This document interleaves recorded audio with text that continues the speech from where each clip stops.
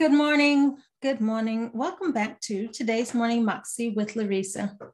Fabulous topic as always today to talk to you about. If you are new here, welcome. If you've been with me on the journey, welcome back. Today, I wanted to talk to you about how much money you need to make to be considered a multipreneur.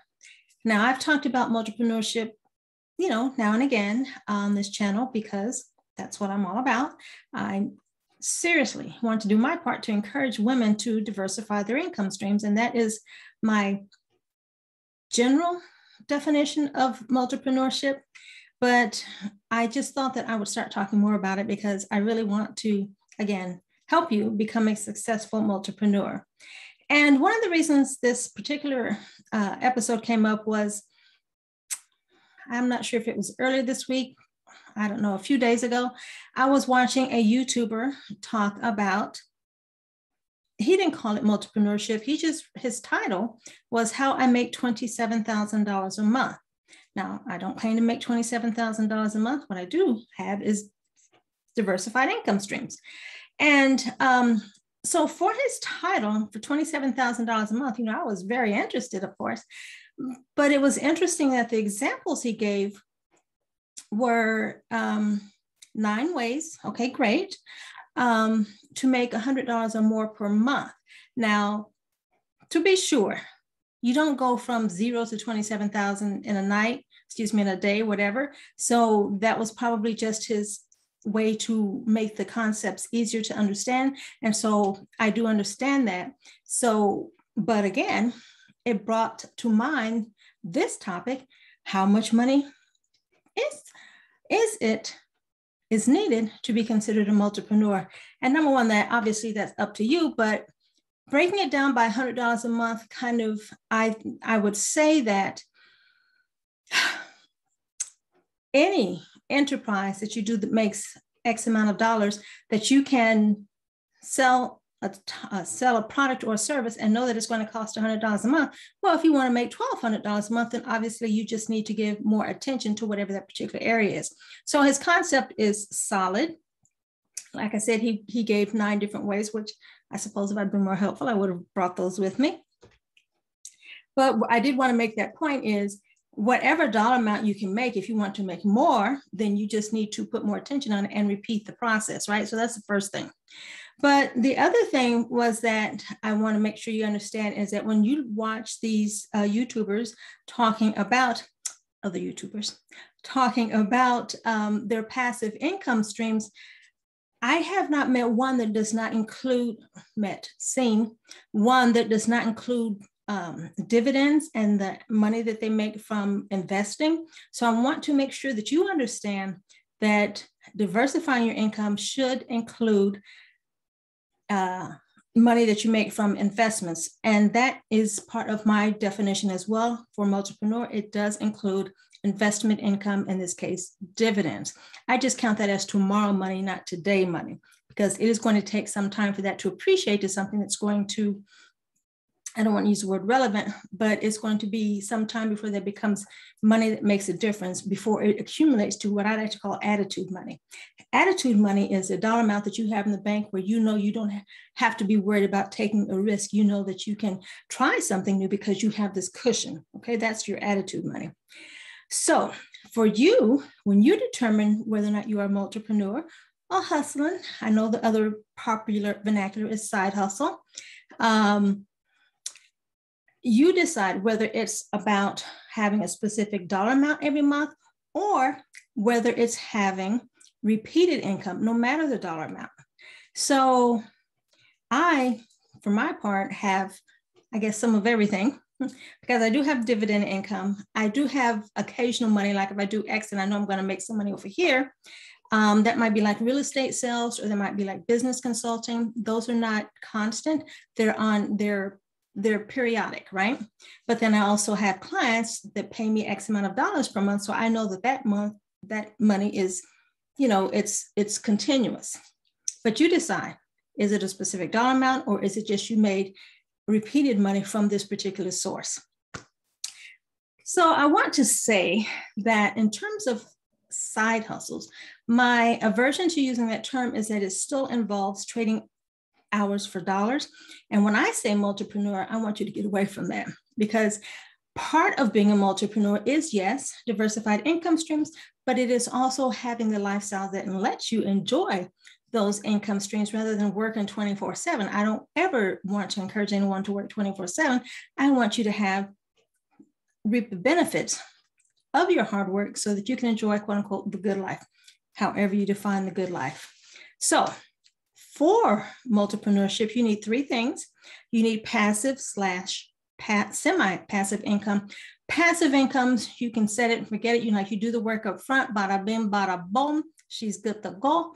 But semi-passive, you do set it up. You just can't forget it. You might have to tweak it now and again. Like, well, if you have a team, for example, that is running your back office, putting out your information products or that type of thing, then when you have to create the information product, right? So if you set that up on a particular platform where you're selling product A and it's just going to, be automated based on your newsletters or however you promote that, that's relatively passive. You've done the work up front and you just, turn the key, it's ready to go, and you don't have to ever look at it again. But semi-passive, you can do the labor, but someone else a team can do the minutia, the daily tending. They can take the calls, they can process the sales or whatever. So that is semi-passive, because you do want to check in and make sure they're doing what they're supposed to do. And, if there's some questions or problems that arise, yes, you do need to step in and address it. So that would be kind of semi-passive. You're not involved in the day-to-day, but you do need to check in and follow up now and again. Now, continuity income, this is where the good stuff happens. And by that, I want you to look at, your membership platforms or your subscription services or that type of thing. What can you do? Something that's evergreen that, that you can count on X amount of dollars this many times from this many sources per month. So if you have something that you can provide that lends itself to a subscription, like people will pay you monthly to receive this thing per month, that's the best. I say best, it's really good. It is a fine example of continuity income, as is a membership platform. Now, membership, you should be involved, I would say, because, people are joining, yes, for what you offer, but they're also joining because they want to interface with you. So a membership platform, membership business is also a good source. It just does require some more face time because it really is about you, no matter how wonderful your product or service is. And again, coming back to the dividends and the appreciation in your investments, I'm going to make it easy for you. I have my link in the description box. I 200% recommend that you get started in investing. You can use my link for Stash. That is an app. You can have it on your phone, so there's really no reason not to do it. And two good things about Stash: if you sign up for Stash and put, $20 in it to start, you're going to get $20. And you can decide, do you want $20 in cash or do you want a $20 worth of particular stock, right? So that's the first way you get paid back. So it's a no-brainer. But then they also are currently having what they call stash parties. And it used to be like once a week on a Thursday, you'd get this notification, hey, we're giving away some fraction of, Google. We'll just say that for a name. And, you invite people to the party if you can, or not. But, depending on how many people join the party, as the number of attendees increases, the amount of the stock percentage fraction that you get. So, it's not a lot, but depending on how long you hold on to it, it could go to be something. My son asked me the other day, how many investments do I have? And I have, wait for it, I have 15 stocks that I invested in directly, which means I bought a share or a fraction of a share. But from these stash parties that they have, I actually at the time had 31 companies that they had given us. So yeah, I'm not going to get rich overnight, but it's a way to get introduced to a company and do some research and find out if you want to invest more. For example, when they were giving away, having a stash party and Google was on the agenda, I didn't have any Google stock at the time, but well, they're giving away, I don't know, what's a quarter, 39 cents. I'm like, well, sure. I believe in Google because I use it 8 times a day. So I went ahead and I bought, some Google to add to the little centavos that they were giving us. Same thing I told you a couple of weeks ago about Louis Vuitton I was surprised to see that in there. Hadn't thought about it. But that was also an offering at a stash party. So I definitely decided to follow up and get me some more Louis Vuitton, but it's not required. You can just take your little centavos and go on and let those accumulate in your portfolio. But like I said, it's an easy way to get started. It's non-threatening.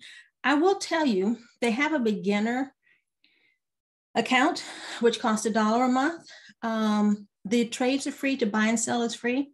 But as far as, what you pay talk about a subscription program, it's $1 a month.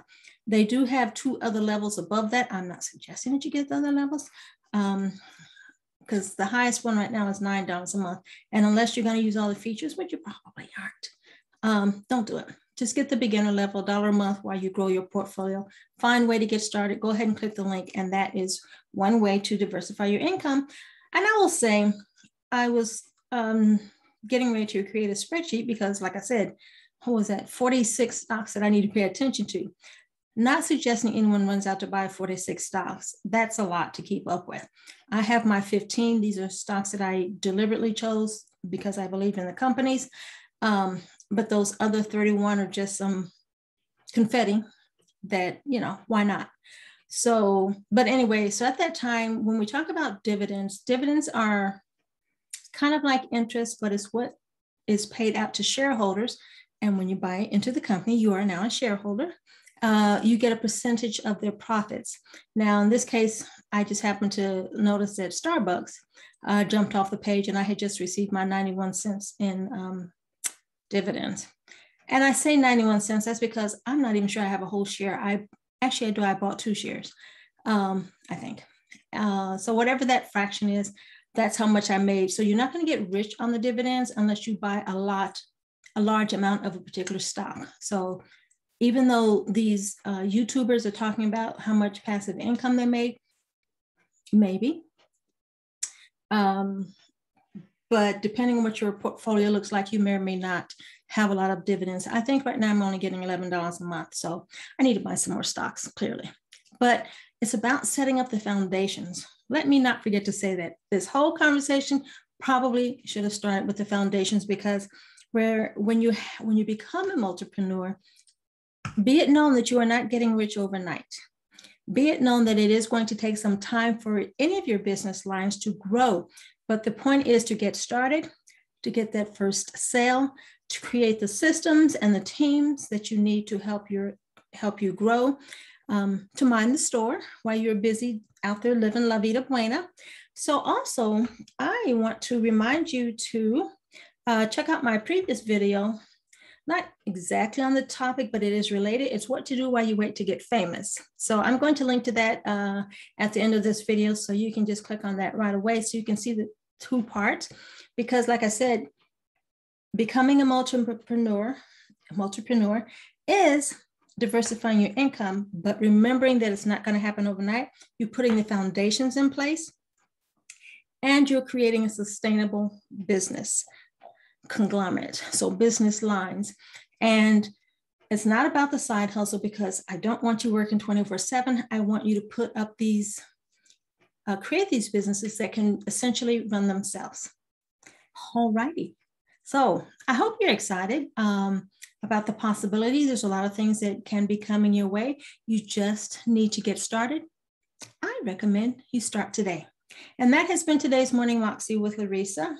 I would love to hear from you to find out where you are on your journey and what you're getting started with. And I will see you on the next video. If you haven't done so already, don't forget to subscribe, because we've got to feed the beast. I will see you next time. Ciao.